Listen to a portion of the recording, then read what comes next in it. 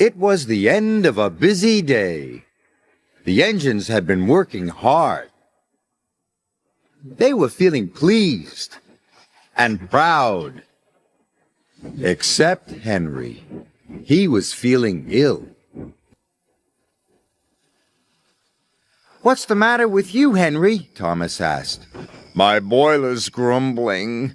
"Maybe it's grumbling at you," teased Thomas. "That's not funny," hissed Henry. "You just don't care." But Emily saw that Henry was leaving a puddle of water behind. She was worried. The next morning, Sir Topham Hatt arrived.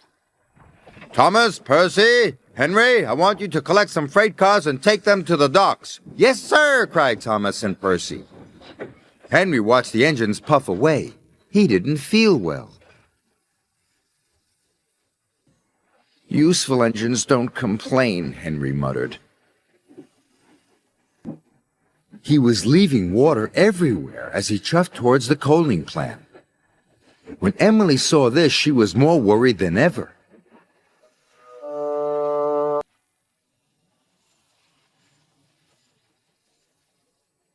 Then Thomas and Percy overtook Henry. "Hurry up, Henry!" Percy tooted. "I can't go any faster," Henry chuffed miserably. "You're just being lazy," teased Thomas. By the time Thomas and Percy reached the coaling plant, they had a naughty plan. "Please, sir," said Thomas, "Henry wants to take more freight cars." "He is bigger," added Percy. The odd manager agreed. Meanwhile, Emily was talking to Sir Topham Hatt. "I'm worried about Henry." Perhaps his tubes are leaking," replied Sir Topham Hatt. "You'd better check."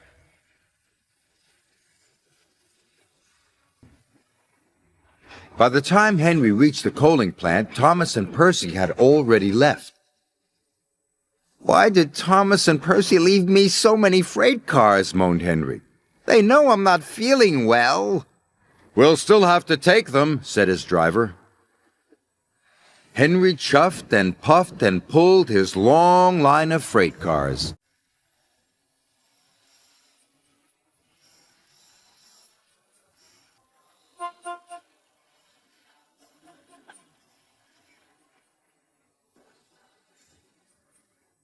"You can do it, Henry," encouraged his driver. But it was no use. Henry ground to a halt. Just then Emily arrived. "Are you all right, Henry?" "No," moaned Henry. "I'm stuck."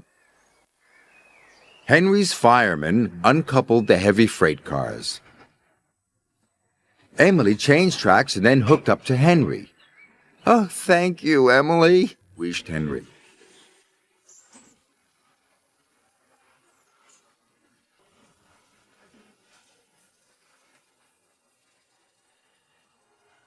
Emily and Henry puffed into the docks.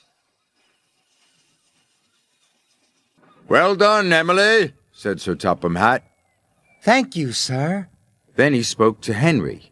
"You were brave, Henry. You weren't well, but you still tried to pull the heavy freight cars." Thomas and Percy felt ashamed.